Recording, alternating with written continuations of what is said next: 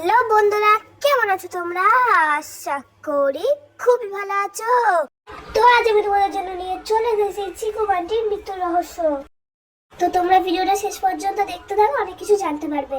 তো শেষ পর্যন্ত তো অবশ্যই দেখো। অনেকটাই ফাট বকা নিলাম, তো চলো আবার ভিডিওটার দিকে যাওয়া যাক।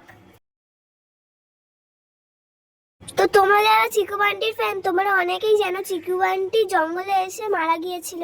তো এই ভিডিওটা পুরোপুরি ভুল, আজকের ভিডিওটা পুরো সত্য হতে চলেছে। তো সেই দিনটা নরমালি চলছিল, চিকু বান্টি ক্লাসের মধ্যে বসে পড়াশোনা করছিল।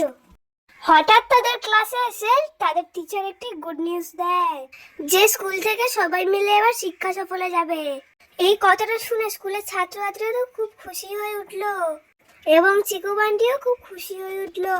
কিন্তু সমস্যা একটাই, তারা তাদের বাবা মাকে কিভাবে রাজি করাবে।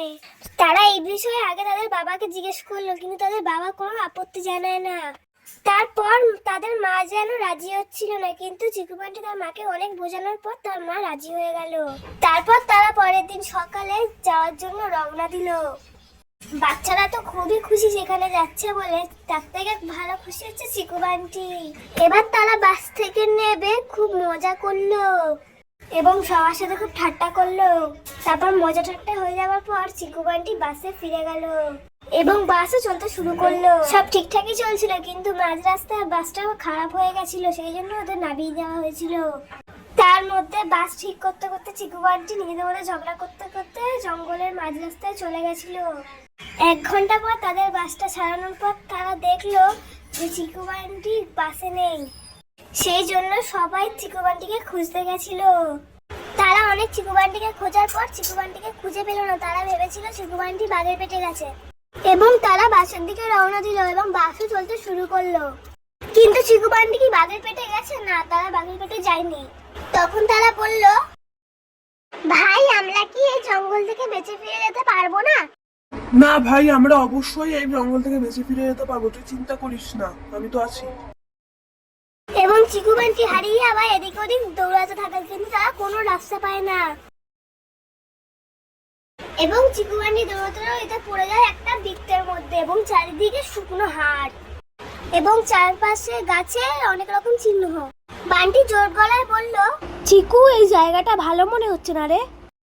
তখন চিকু বলল, ভয় পাস না বন্টি, যা হবে একসাথেই হবে। এবং চারিদিকে ঝড় হতে শুরু করলো এবং দূর থেকে কেউ একটা বলল, যে এই জঙ্গলে আসে সে আর ফিরে যেতে পারে না। এবং দূর থেকে ছুটে আসে সত্যিকারের বাঘ। এবং চিকু তার ভাই বান্টিকে সরিয়ে দিয়ে বলে, আমার ভাইকে ছেড়ে দাও, ওর বদলে আমাকে নিয়ে যাও। এবং সেই বাঘ তার দিকে দেখছিল। হঠাৎ দেখা যায় একটি বৃদ্ধ লোক, তার চোখ অদ্ভুত ভাবে জ্বলছে এবং বৃদ্ধ বলে, এটা একটা সাধারণ জঙ্গল নয়, এটা একটা পরীক্ষার পথ। কিসের পরীক্ষা? ভালোবাসা আর সাহসের। এই বনে যারা স্বার্থপর তাদের আমি কখনো ফিরে যেতে দিই না। যারা নিজের জীবন দিয়ে অন্যকে বাঁচাতে চায় তারাই শুধু ফিরতে পারে। কিন্তু এসব তুমি কেন করছো? কারণ একদিন স্বার্থপর মানুষরা আমার জীবন কেড়ে নিয়েছিল এবং আমার পোষা বাঘেরও জীবন কেড়ে নিয়েছিল। তার মানে তোমরা সবাই আত্মা?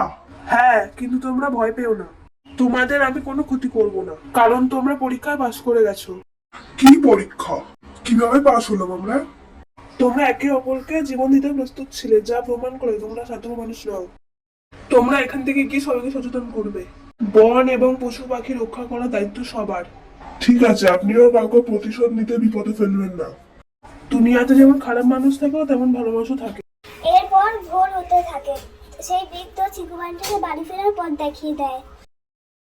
বন্ধুরা, সেদিন সবাই ভেবেছিল চিকু বান্টি মারা গেছে, কিন্তু আসলে তারা শিখে এসেছে জীবনের বড় অধ্যায়।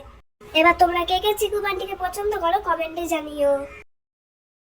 তো বন্ধুরা, ভিডিওটা এই পর্যন্তই। আশা করি ভিডিওটা তোমাদের ভালো লেগেছে, বা যদি খারাপও লেগে থাকে সেটাও অবশ্যই কমেন্ট করে জানিও।